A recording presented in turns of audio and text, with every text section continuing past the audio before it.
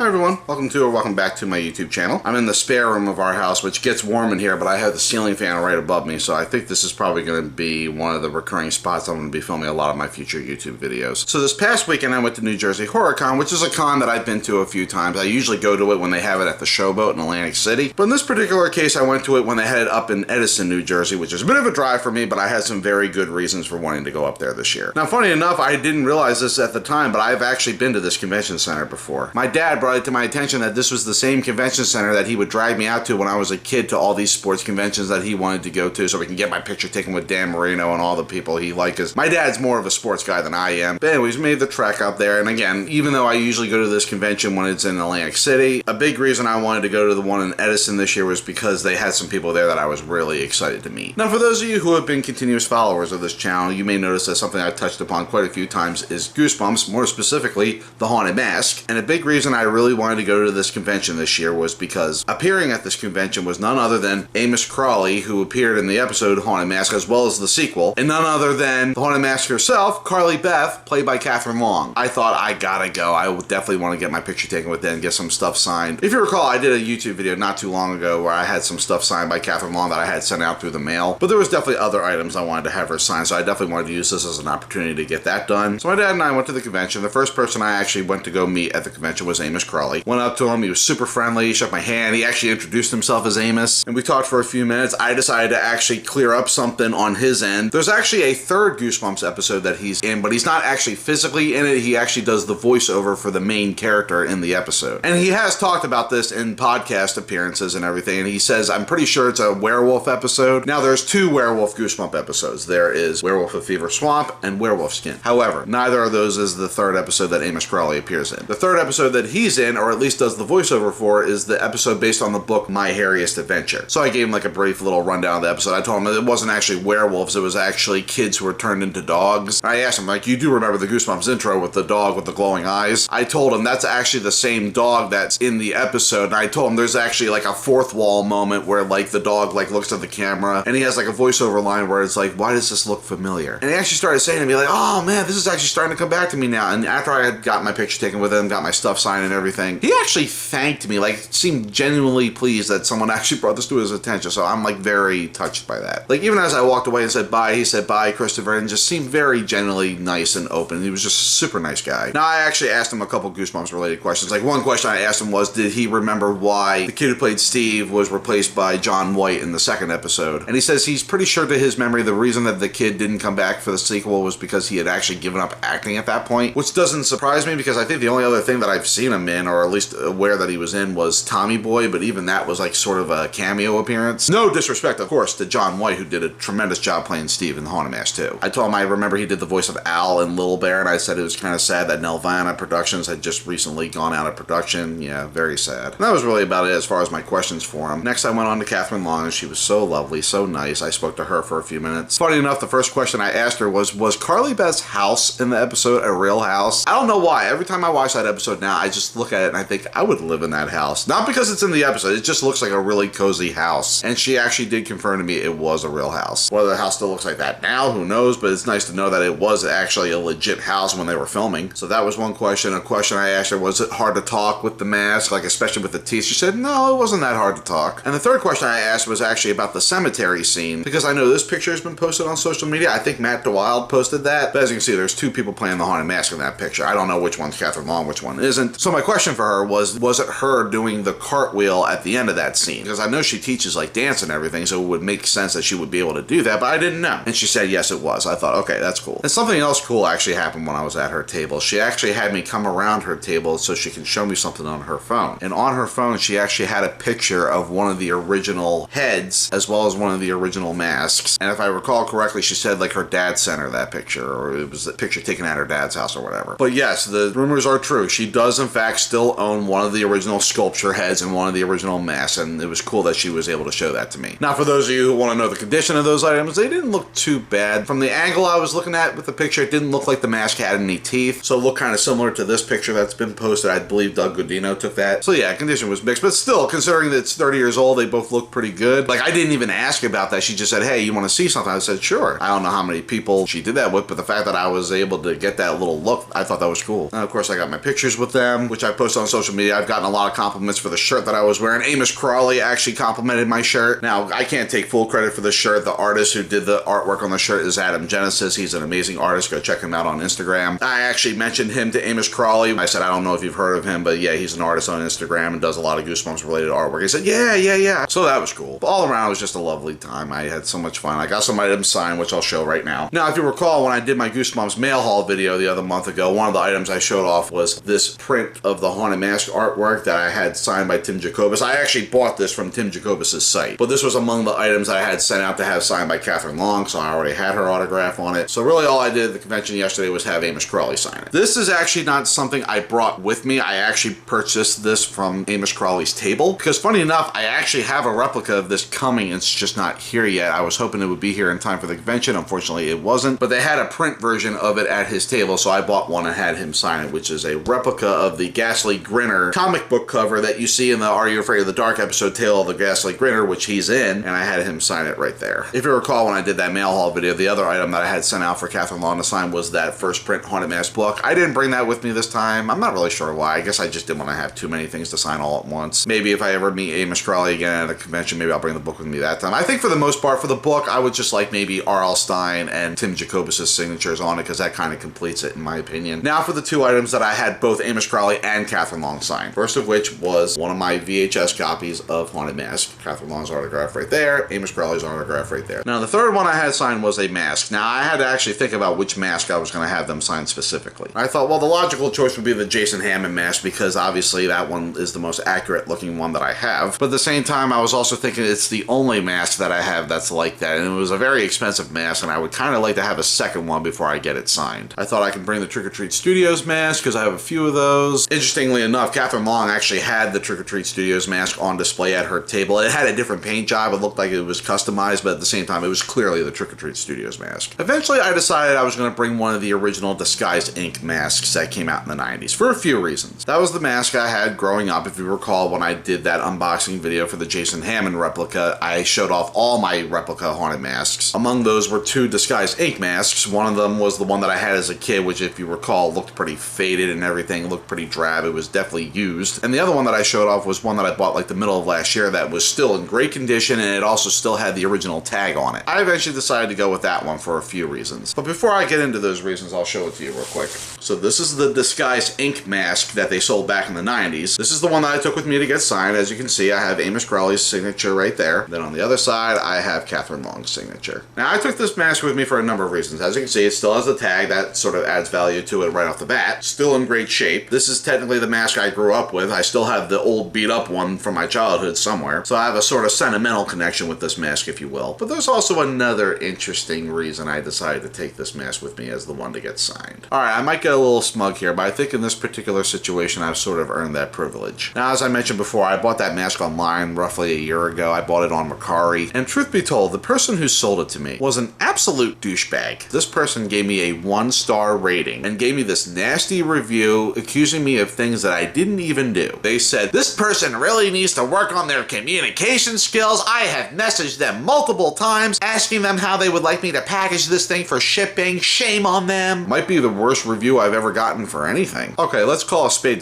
here. Anybody who knows me knows I'm pretty proficient with answering people's messages. Unless it's like spam or something, if you reach out to me, there's a very high chance I'm gonna reply back to you. Especially in a situation like this, you wanna ask me something in regards to something that I'm purchasing with my own money, yes, I am definitely going to respond back to you. But in this situation, I never received any messages from this person, neither on Mercari, not in my email, not anywhere. So I actually wrote this seller back and I said to them, listen, the reason I never answered you is because I never received any messages from you. They said, well, I did. Shame on you. And I wrote back to them again. I never received any messages from you. If I did, I would have replied back. I gave them the whole spiel again. And they wrote back telling me to put my glasses on and everything. So that was the end of that. So I guess you could say a good factor in why I decided to take this particular mask that they sold me a year ago to this convention to get signed by two people who were in the episode that the mask is based on was as a little bit of sweet revenge on the seller who sold it to me. I can't remember how much I paid for the mask, but if that seller is watching this video, guess what? Consider this karma for the way you treated me on Mercari, because that was very rude of you and you didn't have to talk to me that way and you did not have to accuse me of things that I didn't do. Alright, that's it for my little smug rant. So there were two other Goosebumps related people at the convention. One was Ben Bladen. I apologize if I'm saying your name wrong. He appeared in the second Goosebump movie that came out a few years ago. The other was Anik Obensauen. Again, I apologize if I'm not saying your name right. She appeared as Slappy in the episode Night of the Living Dummy 3, and she was also in the episode Return of the Mummy. Disclaimer, I have looked this up and their names are pronounced Ben Bladen and Anik Obensauen. I apologize for any mispronunciations. I did not get around to speaking to them, unfortunately, partly because I didn't really have anything to show them or really talk about. I do apologize. If I ever go to a convention and Anik is there, I'll probably bring maybe my Night of the Living Dummy 3 VHS, or maybe I still think I have the Goosebumps Presents book for Return of the Mummy. Maybe I'll bring that. So I basically just kept it strictly Haunted Mass with this trip, but if I ever see those folks again, I will definitely try to talk to them next time. But just the same, I had a lovely time at these conventions. I love going to these conventions, especially the horror conventions. It was all worth the trip, and the people I got to talk to, they were all such lovely, kind people. If they ever come to a convention again, I'll definitely go see them. I definitely have other stuff they can sign. Maybe next time I'll bring like my VHS copy of Haunted Mass 2. Maybe I'll finally bring that first print book of Haunted Mass 1 to have Amos sign. If I ever see Catherine Long again, I'll probably buy a print of this to get signed by her, because she did have prints of that at her table, so maybe I'll do that next time. But nonetheless, it was such a fun trip. I had such a great time, so I'm going to kind of wrap it here. Hopefully I'll have some more stuff related, hopefully more horror related stuff coming. But for now, thank you for watching. As always, stay safe out there, take care, you're awesome, I appreciate you all, thank you very much.